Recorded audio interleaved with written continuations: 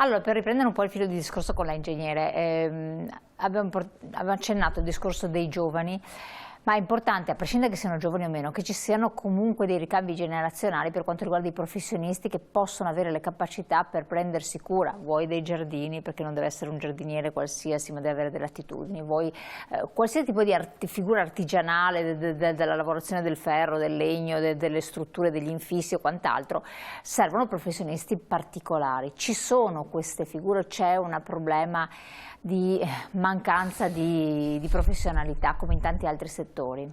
Mancano totalmente, è una delle cose più difficili da fare. Non solo restauratori, io non ho un tiepolo da restaurare, ho degli affreschi e a chi li do? Certo, chiedo che si lavorano al mio presidente, certamente il presidente sicuramente mi consiglierà qualcuno che arriva, ma fosse solo quello che manca, idraulici, caldaisti, responsabili di tetti, mettere a posto un tetto, sa, da noi non si parla di metri quadri. Non le cose moderne, cioè non la caldaia moderna a condensazione, stiamo parlando di cose meccaniche. Ma io non trovo chi mi dà una mano in agricoltura, che sappia usare il GPS, che è il sistema di localizzazione dei terreni per poter fare quel passo avanti. Non so se hai mai sentito parlare dell'agricoltura 4.0, io ho difficoltà a trovarli, preferiscono andare a lavorare in fabbrica, hanno orari prestabiliti, in agricoltura si lavora quando c'è bel tempo e non ci sono orari. Qualche volta l'amorosa bisogna, o il fidanzato si deve mettere a parte per fare questo. Rimettere a posto un tetto, per tra virgolette le persone normali si parla di metri quadri, noi andiamo a ettari. Quanti ettari hai di tetto da rimettere a posto? Con 1,5 metri. Sono 15.000 metri quadrati. Ci sono delle aziende specializzate, esistono? No, però devo dire che tanta manodopera bravissima viene dai nuovi paesi che vengono in Italia e che vogliono lavorare. Rumeni, kosovari, persone dell'est. Io ho avuto a che fare in altri paesi con dei portoghesi. Non parlavano la lingua locale perché non riuscivano a impararla. Non tenho un problema, falava un po' portoghese e 4 mesi aprendi il portoghese. Non è difficile, ho vissuto all'estero, so cosa vuol dire imparare una lingua. Lavoravano benissimo, come fanno i muri a secco i marocchini, non lo fa nessuno. E lo misurano a metri lineari. Ecco, quelli sono bravissimi. Certo, devono essere diretti e specializzarsi anche nel mondo dell'edilizia, a lavorare con persone con culture diverse. Pensi al periodo del Ramadan per il personale di religione musulmana, anche quello è un problema, bisogna gestirlo, ma il mondo evolve. Ecco, se io trovassi un buon idraulico che riuscisse a venire a intervenire non spaccando tutto il muro che è affrescato per riparare il lavandino, ma non chiederei di meglio, è difficilissimo. Molto spesso lo faccio io. Infatti, questo Presidente comunque apre tutta una serie di questioni, perché sono beni che più passa il tempo più sono soggetti ad usura. È vero, è anche vero che nell'ultimo anno e mezzo hanno chiuso circa il 36% delle imprese artigiane che si dedicavano a questo tipo di attività, che è una cifra enorme se la pensiamo in assoluto, e soprattutto proprio mancano i ricambi anche di quelle che sono rimaste. Lì il problema non è che possiamo risolverlo noi privati dando, diciamo, gli incarichi o cercando l'impresa di fiducia, perché sono imprese che devono essere anche viste e controllate dalla soprintendenza, perché questi lavori potrebbero fare dei disastri immensi. Sì.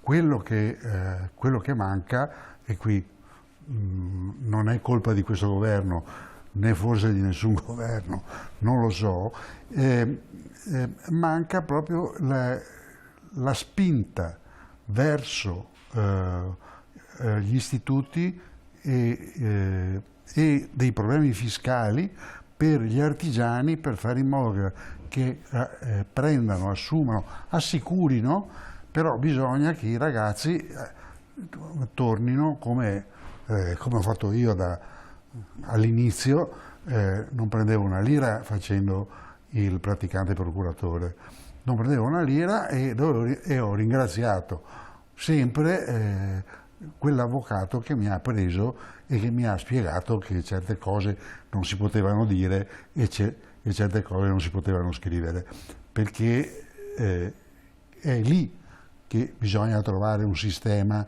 perché la gente vada, e il sistema poi si legge su tutti i giornali, tutti vogliono il sabato e la domenica liberi, ma come diceva Francesco, in agricoltura si lavora il sabato e domenica se dal lunedì al venerdì è piovuto, certo, perché non si può. Ecco, devo dire l'ultima cosa. No, prego, sì. Per fortuna la tecnologia oggi in parte aiuta la manutenzione di questi beni, perché ci sono apparecchiature che portano all'asciugatura dei muri, ci sono delle apparecchiature che consentono il riscaldamento indipendentemente dalla rottura dei muri, eccetera. Se mai riusciremo ad avere l'idrogeno verde e che produce energia elettrica, vuol dire che noi avremo tutte queste case, non solo le dimore storiche, artistiche, eccetera, ma anche tutte le zone A, quelle che sono bloccate dalla legge sul risparmio energetico perché non si possono fare i cappotti, che vengono riscaldate attraverso un filo elettrico. Capisce che un filo elettrico lo può mettere dovunque, non danneggia nulla. Se si riuscisse sarebbe, non dico che avremmo fatto bingo, perché il bingo è troppo fortuna, ma bisogna, secondo me, puntare molto su questo, anche perché c'è fame di richieste di persone brave che possano intervenire. Però accennava l'ingegnere, che non è cosa di poco conto, è anche rilevante, che all'estero queste figure esistono. All'estero peraltro hanno fatto delle ristrutturazioni, accennava il Marocchini, in Marocco hanno fatto delle ristrutturazioni straordinarie con il nuovo sovrano, diciamo, che è subentrato il giovane rispetto al padre, ristrutturazioni nelle città bellissime, ma anche in Turchia hanno fatto degli interventi dove lì le vecchie professionalità, tra vecchie tra virgolette, perché in realtà chi ha operato non erano vecchi ma erano giovani, l'hanno fatto con grandissima passione, con dei risultati sorprendenti, per cui forse attingere da altre realtà, importarle nel nostro territorio anche a prestito per poter sopperire e per poter venire incontro anche al disagio tra virgolette dei proprietari. Io conosco tanti proprietari di manufatti storici che hanno questa problematica e che non sanno dove sbattere la testa sostanzialmente, oppure devono pagare tantissimo, e penso che sia a carico del privato, no, la ristrutturazione. Sì, ormai sì. C'era una legge che consentiva di scaricare una parte dei lavori di manutenzione degli immobili dal reddito, è stata sostanzialmente abrogata da Monti e riabrogata sempre in sostanza dall'ultimo governo giallo-verde.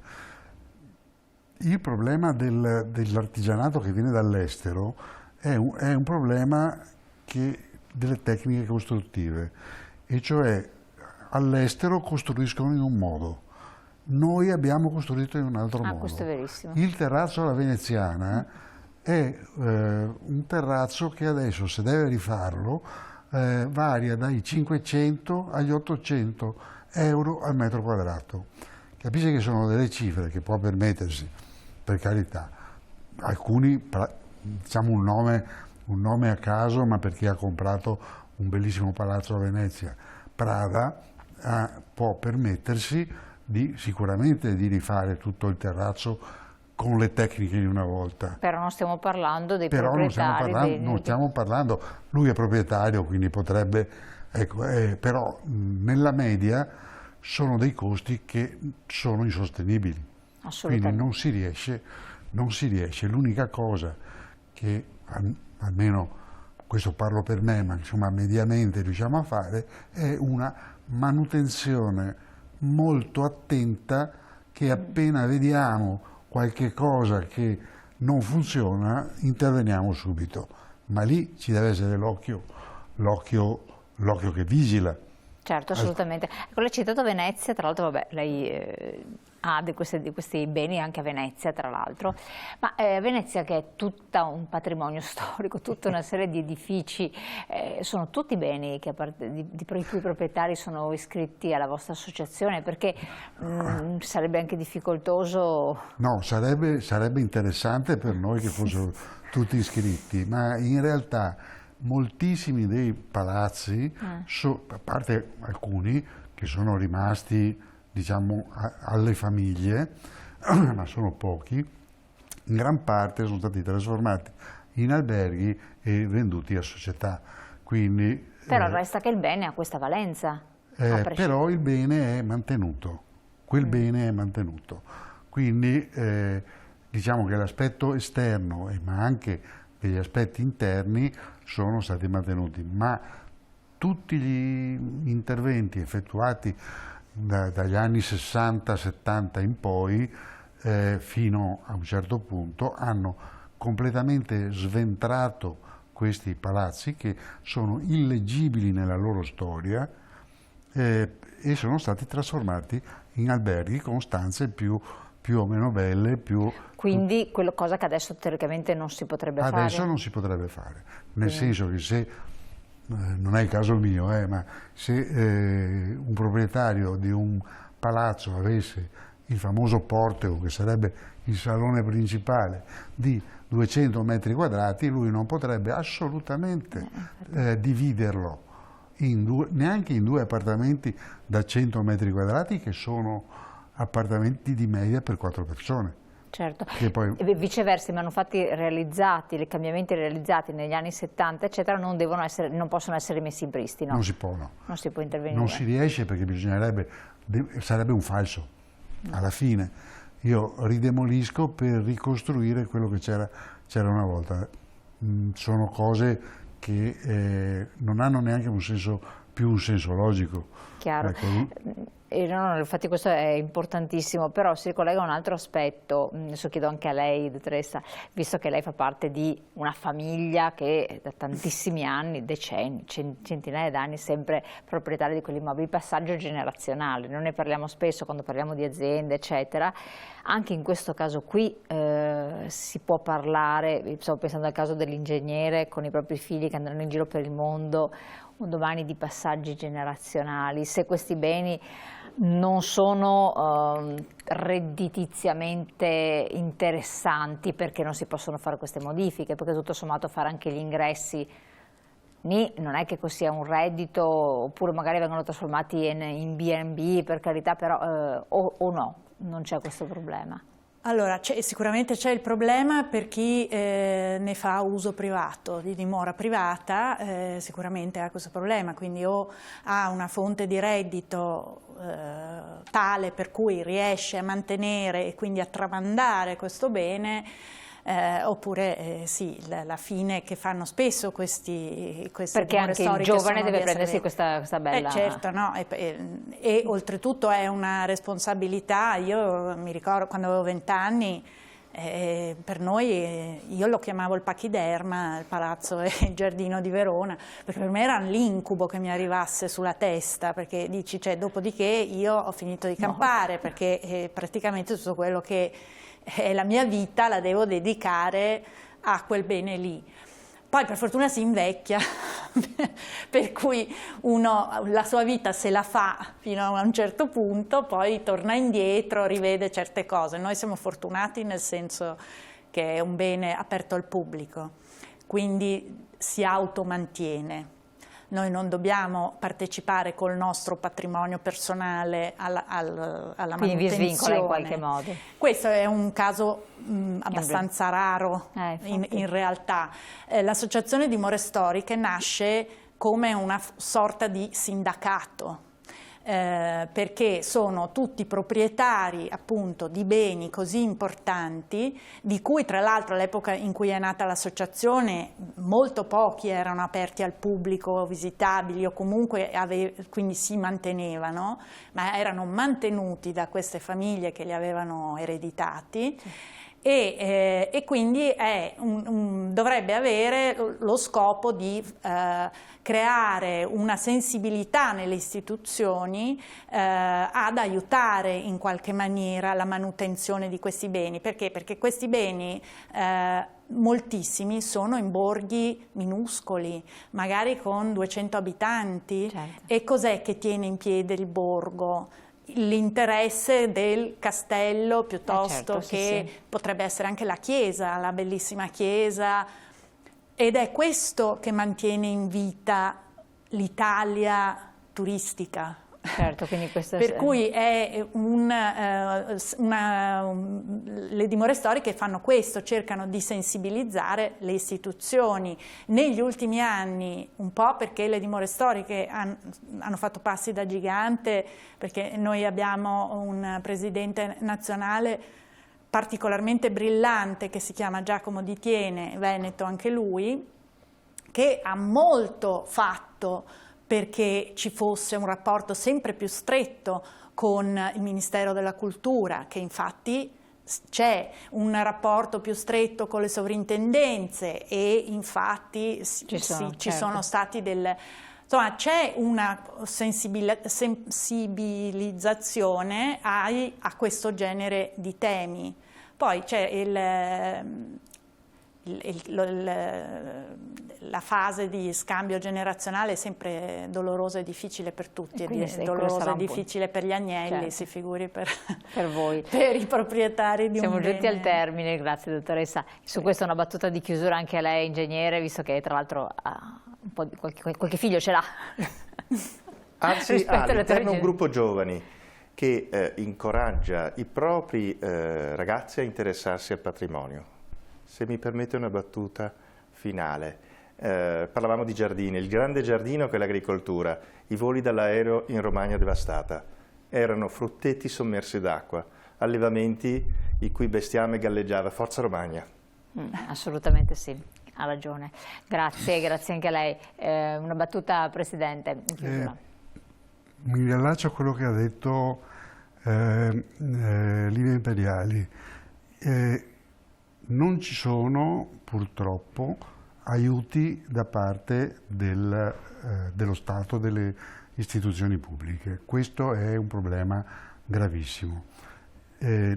Sempre tramite, noi siamo riusciti, dopo battaglie infinite, a modificare una norma del decreto semplificazioni che ha consentito, non è inutile che gliela spieghi, comunque a abbassare certi parametri che per gli immobili storico-artistici erano la paralisi totale. Quindi a volte basta anche poco, ecco, però ci abbiamo messo 2 governi. I 2 governi Conte. Siamo in Italia, dai. Siamo in Italia. Dai, assolutamente. Allora io vi ringrazio di averci aperto le porte di queste bellissime dimore storiche, avete visto anche delle immagini veramente straordinarie, e entrando poi ci sono degli interni, li abbiamo in qualche modo intravisti con anche delle realizzazioni di artisti famosissimi o meno famosi, come si diceva, però ugualmente di grande pregio, che ci danno uno spaccato della storia anche del nostro paese, averci aperto anche i giardini e i parchi. Vi lascio buon proseguimento, naturalmente avremo modo anche di parlarne in prosieguo. Non c'è un sito, ci informerete quando c'è il sito per scoprirle direttamente tutte quante, per curiosare. No, il sito pubblicitario per la cosa non c'è il sito dell'Associazione Dimore Storiche nazionale, dove si possono trovare un sacco di informazioni. Ecco, quello può essere importante. Grazie ancora a voi cari telespettatori, lascio buona serata, buon proseguimento. Noi naturalmente ci rivediamo domani. Grazie.